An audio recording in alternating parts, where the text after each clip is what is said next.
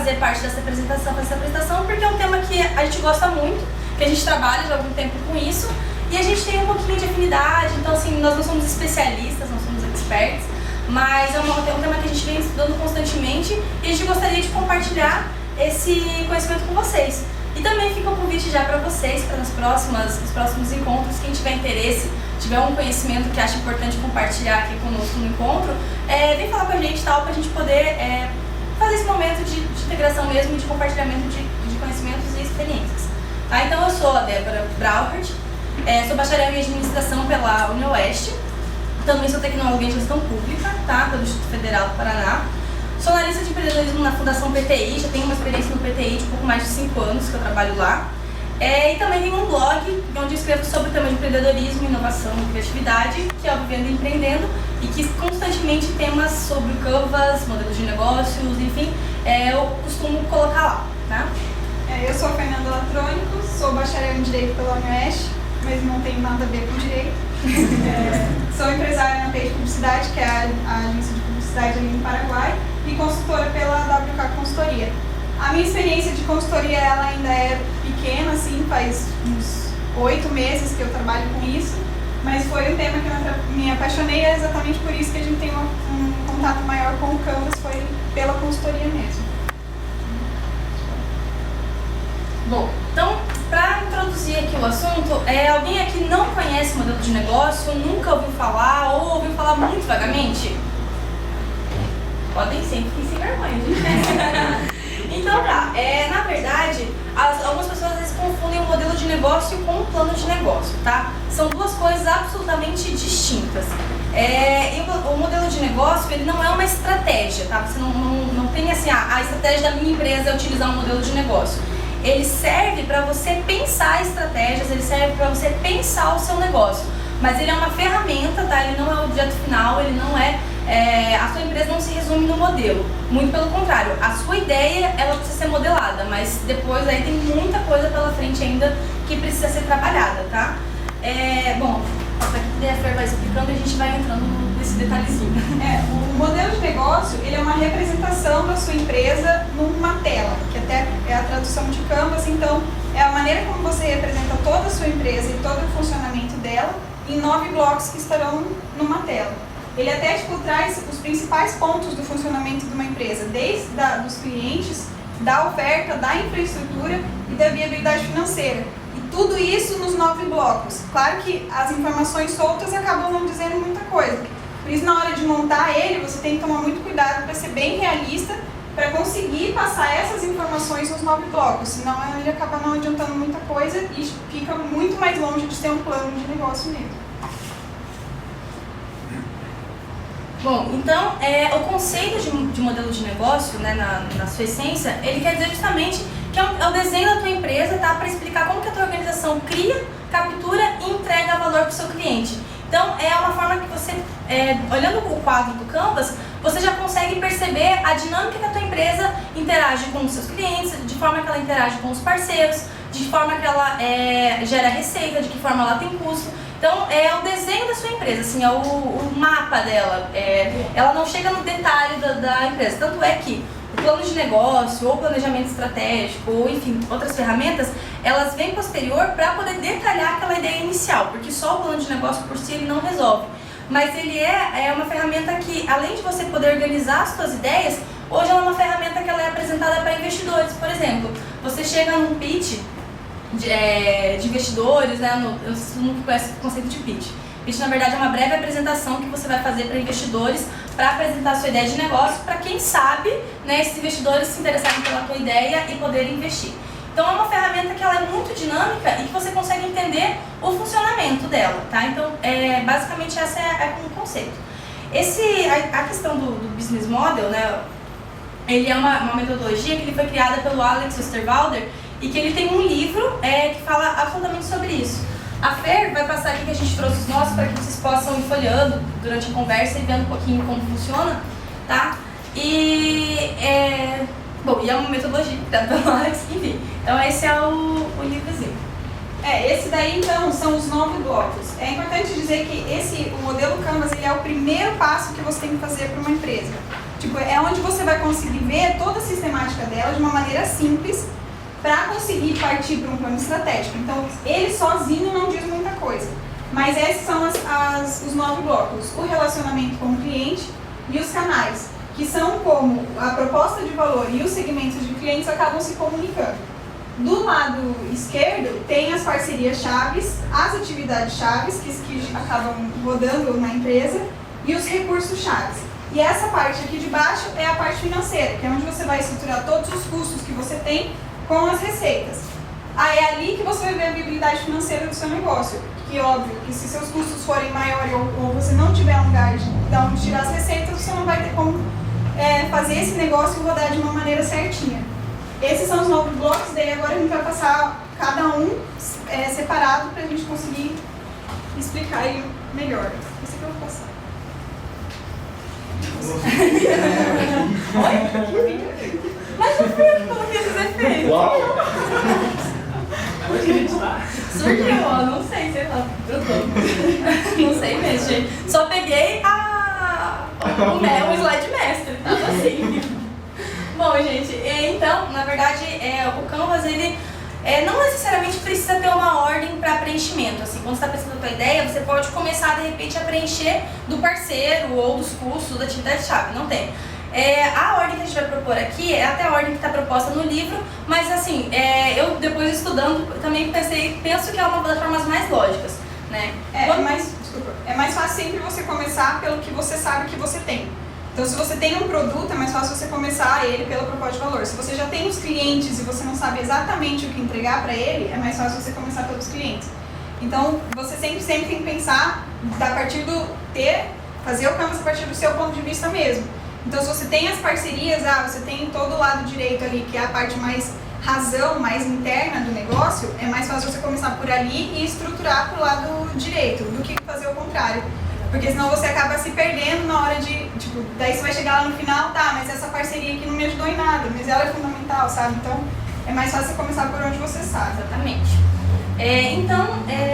Segmentos de clientes, né? A gente vai começar a trabalhar aqui. Na verdade, segmentos de cliente é a parte do Canvas onde você vai determinar exatamente quem você vai se relacionar, né? É um ponto assim que precisa ser muito bem esclarecido, porque uma empresa sem cliente não existe, né? Não existe empresa se não tiver cliente, assim, uma coisa está muito ligada à outra.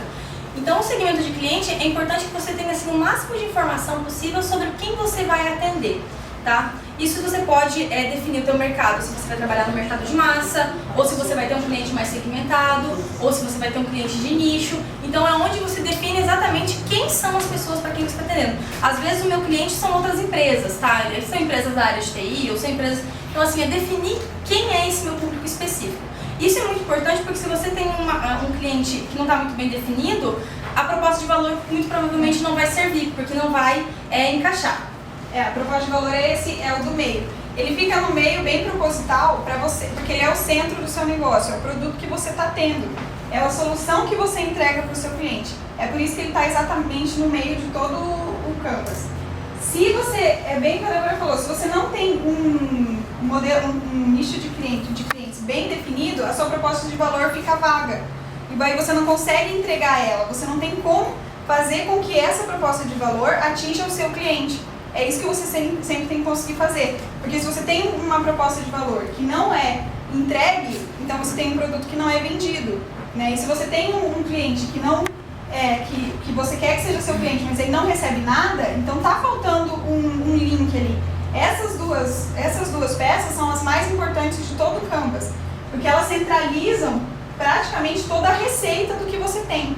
Porque é dali que você vai tirar o que vai descer para a receita e é dali que você vai tirar o que você tem que fazer para o lado esquerdo, ali que é onde ficam as atividades, a parte interna da empresa. Então a proposta de valor ela é meio difícil de ser definida porque você não pode falar assim, por exemplo, o iPhone ou o iPad ou o próprio iPod, eles não estão, a proposta de valor da Apple não é vender o telefone, não é essa a proposta de valor. A proposta de valor da Apple é a inovação. O que eles estão vendendo é o sentimento de você ter um Apple. É isso que eles querem. Então, Essa proposta de valor é a parte mais sentimental de todo o Canvas e é a que mais importa para você conseguir fazer com que isso chegue ao seu cliente e você consiga definir exatamente quais são os seus clientes. Porque senão você fica perdido, você não sabe o produto certo que você tem, então você não sabe quem que você pode atingir com ele. Você pode acabar atingindo muitas pessoas e também não receber dinheiro ou de alguma forma não conseguir fazer com que aquelas pessoas comprem o seu produto, sejam solucionadas por ele. Até depois do Canvas, o Osterwalder, que é o escritor, ele criou o Job to be Done, que daí acho que isso é um assunto para outra palestra, que é mais ou menos a proposta de valor. Ele fez um Canvas do segmento de clientes com uma proposta de valor, que é realmente a solução, é o trabalho que a empresa faz para o cliente, entendeu? É o que o cliente queria que a empresa fizesse por ela sem ela precisar fazer. Então é mais ou menos isso que ele elaborou para depois, né? É um próximo passo.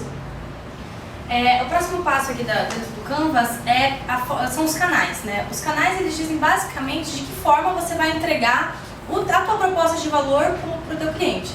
Os canais geralmente eles podem ser canais de comunicação mesmo, ou os canais logísticos, né? Canais físicos, enfim, de entrega. Então ele diz respeito a dessa forma mesmo que a tua proposta vai chegar para o teu cliente.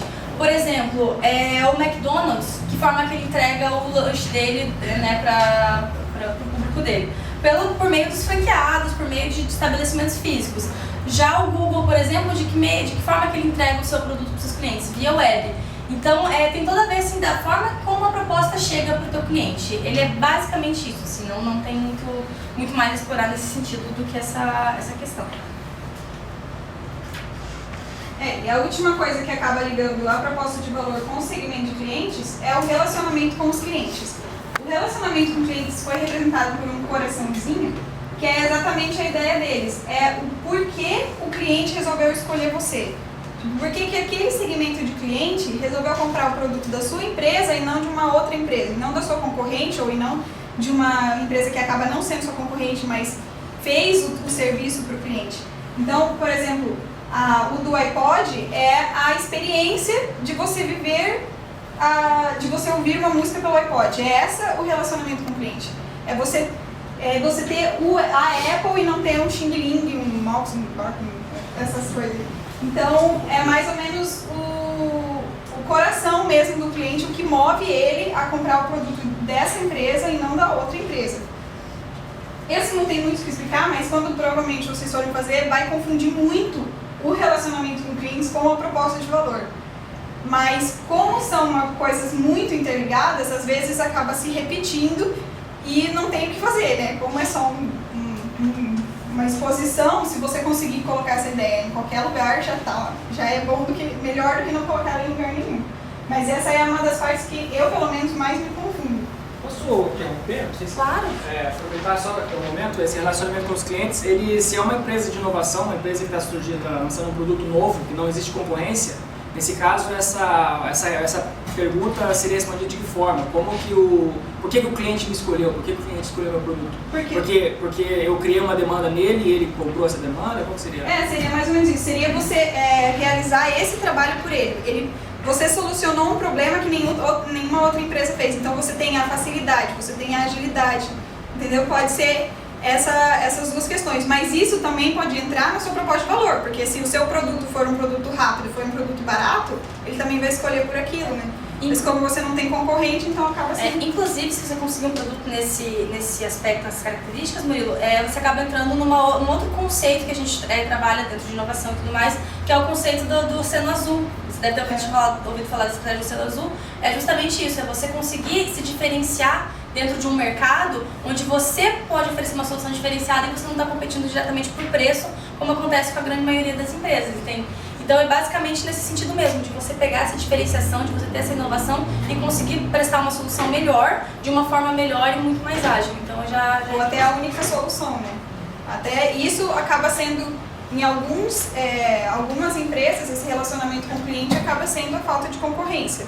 Tipo, a pessoa não tem escolha, então ela vai escolher porque não tem outra empresa. Mas quando isso acontece numa empresa, não é muito bom, porque se surgir alguma outra empresa que oferece um produto similar, você vai ter um problema, porque você não está oferecendo o melhor produto. Você não está oferecendo o serviço mais rápido, você não tem diferenciação nenhuma. Você simplesmente é a única. Então, se surgir outra empresa, você tem que ter o diferencial e é aí que o diferencial entra, é aí que você tem que colocar ele. E é aí que, dependendo da estrutura da sua empresa, é onde você mais gasta. Entendeu? Porque pode ser que a sua empresa não precise ter um grande relacionamento com o cliente. Ele não é a coisa mais importante. A coisa mais importante é você ser ágil e isso vai entrar na sua proposta de valor. Mas ele vai acabar te escolhendo por isso, mas você não precisa investir tanto. Você precisa investir mais nos canais. Então, quando você monta tudo, você vai acabar vendo onde que é melhor você investir e por que é melhor você investir mais nisso do que naquilo. Porque é onde vai sair a receita. A maior receita vai sair dali. Bom, a seguir a gente tem então as fontes de receita, né? Basicamente, a maioria das empresas, como que elas têm receita? Eu tenho um serviço, um produto, eu vendo ele e ganho dinheiro dessa venda. Mas ela não é a única forma de você conseguir receita na empresa, né? Tem uma série de formas de monetização que hoje a gente pode trabalhar, que são, por exemplo, os sites. Eles ganham dinheiro com anúncios, né? Anunciantes que compram espaço e tudo mais. Taxas de utilização, leasing, aluguéis, taxas de administrativa. Então tem uma série de formas que aí na hora de montar a sua empresa você precisa ver qual melhor cabe. Às vezes a gente fica pensando, mas eu quero fazer aqui um software e aí eu vou vender o meu pacote do meu software por R$3.000. Pô, de repente às vezes compensa fazer um software que é gratuito, mas que eu vou ganhar na manutenção, na taxa de uso desse software. Então assim, são buscar formas